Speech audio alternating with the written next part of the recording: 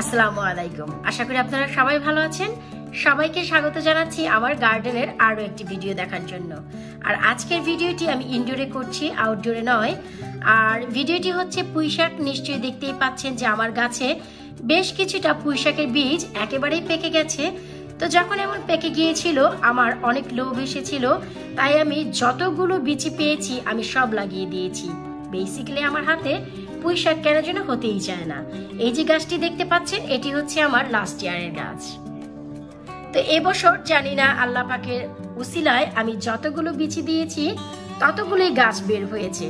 আজকের ভিডিও শুরু করার আগে আমি যদি কিছুটা ওভারভিউ দিয়ে দিই, হয়তোবা বুঝতে পারবেন যে আজকের ভিডিওর কারণ কি। আমি একটু দেখাচ্ছি, দেখুন লাল ডগার পুঁইশাক আমি বীজটি নিয়ে সরাসরি দিয়ে দিয়েছি। আর দেখুন গাছ উঠে গেছে। আর এই যে গাছ, এটি আমি একটি তেলের গ্যালনে দিয়েছি। তেলের গ্যালনটি হচ্ছে 3 লিটারের। তো একটি পটে আমি একটি গাছ দিয়েছি। এমন অজস্র গাছ আমার উঠেছে। চলুন একটু ঘুরে দেখে আসি। এই যে একটি পট দেখতে পাচ্ছেন, আমি বেশ কিছুদিন আগে আপনাদের সাথে শেয়ার করেছি যে পটে আমি গাছ দিয়েছি। আমি 6টি গাছ দিয়েছিলাম। দেখুন মাশাআল্লাহ, শুরুতে কিন্তু 2টি করে পাতা ছিল, আর এখন আল্লাহর রহমতে অনেকগুলো পাতা ধরেছে।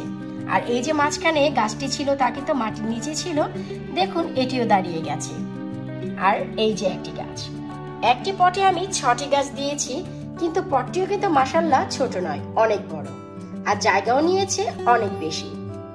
তো এত বড় বড় পট যদি আপনি উইন্ডো সেলে রাখেন, অনেক জায়গা নিয়ে নেবে। উইন্ডো সেলে রাখার আর তেমন কিছুই থাকবে না।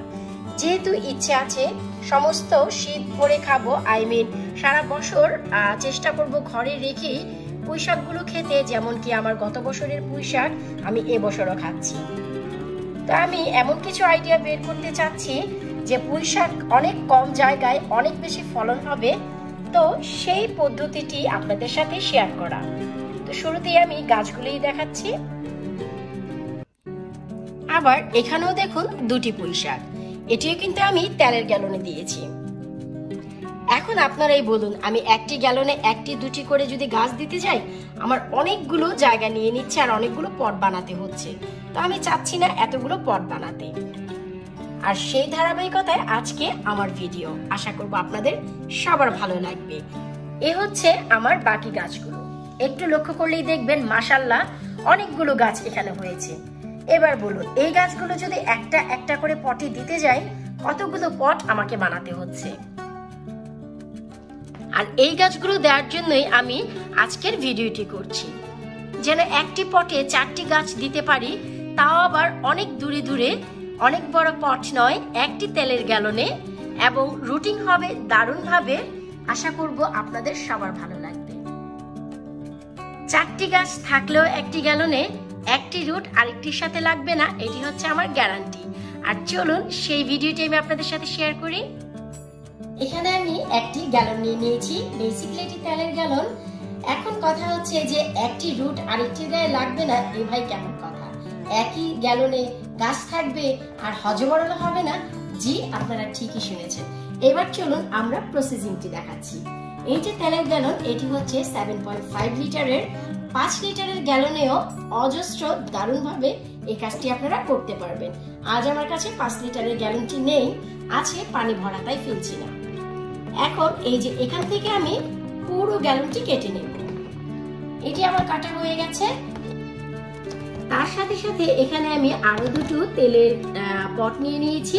আর এটি হচ্ছে 1 লিটারের। আপনারা চাইলে 1.5 লিটারেরও নিতে পারবেন, তবে 2 লিটারের নিলে একটু বেশি বড় হয়ে যাবে। এখন এই যে পটের মুখগুলো, এগুলো আমি কেটে নেব। আমি 2টি বোতলের মুখগুলো কেটে নিয়েছি। এবার আপনাদের একটু লক্ষ্য করে দেখতে হবে যে আমি কি কাজ করছি।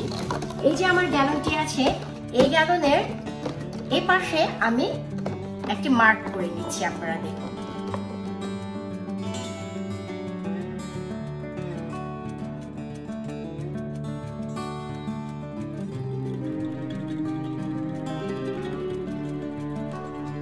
এখন হচ্ছে আমার 2টি পাশে তো কেটে নেওয়া হয়ে গেছে।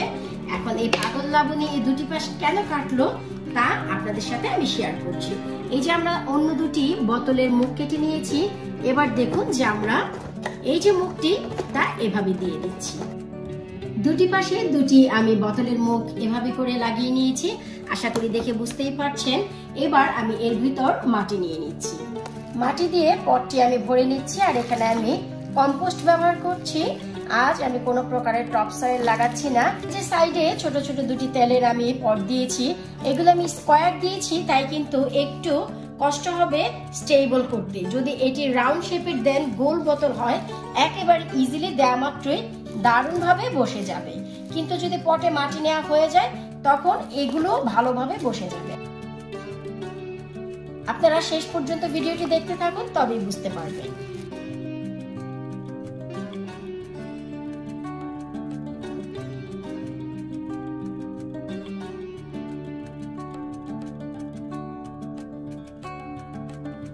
একটু লক্ষ্য করলে দেখবেন যে আমার পটটি কিন্তু সম্পূর্ণ রেডি হয়ে গেছে। আর এই যে দুপাশে দুটি পট দিয়েছি, এগুলো যদি আপনাদের লাগাতে সমস্যা হয় আপনারা চাইলে আঠা দিয়েও লাগাতে পারেন, কোনো সমস্যা নেই। আর আমি যেহেতু দুপাশে দিয়েছি, আপনারা চাইলে কিন্তু চারপাশেই ব্যবহার করতে পারবেন, তাতেও কোনো সমস্যা নেই। মাশাআল্লাহ, যেভাবেই দেন না কেন গাছ আপনার সতেজ হবে। এবার হচ্ছে গাছগুলো লাগানোর পালা।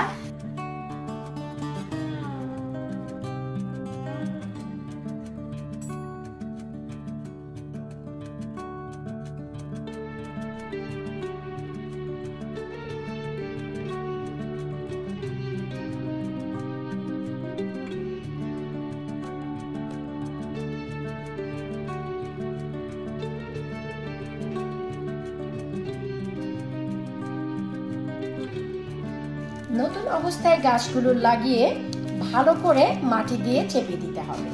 যেহেতু এখানে কোনো টপ সয়েল নেই, শুধু কম্পোস্ট, তাই একেবারে মুখ পর্যন্ত কম্পোস্টটি ভরে দিতে হবে, কারণ পানি দেওয়ার পরপরই এই কম্পোস্ট কিন্তু অনেক নিচে নেমে যাবে।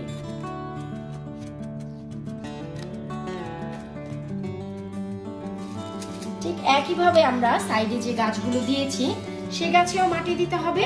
তবে জায়গা যেহেতু অল্প, তাই এবার একটু বুঝে বুঝে অল্প অল্প করে মাটি দিয়ে পুরো বক্সটি কভার করে দিতে হবে। গাছটি যখন একবার সেটেল হয়ে যাবে তখন এই গাছটি নিয়ে আর তেমন কোনো টেনশন করার কোনো প্রয়োজন হবে না। আশা করব আজকে আমার এই পুঁইশাকের আইডিয়াটি আপনাদের ভালো লেগেছে। যদি ভালো লাগে আপনারা ঠিক এভাবে ট্রাই করতে পারেন। আর বিশ্বাস করুন, অল্প জায়গাতে আপনার এই 4টি গাছ খুবই দারুণভাবে বেড়ে উঠবে। আর গাছটি যখন বেড়ে উঠবে আপনারা নিজেরাই বুঝতে পারবেন। অবশ্যই আমি চেষ্টা করব আগামী 2 সপ্তাহ পর এই গাছের একটি আপডেট নিয়ে আসতে। যেহেতু গাছটি আজকেই লাগানো, সেই হিসেবে রৌদ্র থেকে জাস্ট একটু দূরে রাখবেন, তারপর 2 সপ্তাহ পর রৌদ্রে নিয়ে আসবেন। আশা করব ভিডিওটি ভালো লেগেছে। ভালো লাগলে অবশ্যই চ্যানেলটি সাবস্ক্রাইব করবেন, সাবস্ক্রাইব করে আমার পাশেই থাকবেন। অবশ্যই আপনারা এভাবে যদি ট্রাই করেন আমাকে ফেসবুকে ছবি তুলে ফেসবুক পেজে অবশ্যই শেয়ার করবেন। আল্লাহ হাফেজ।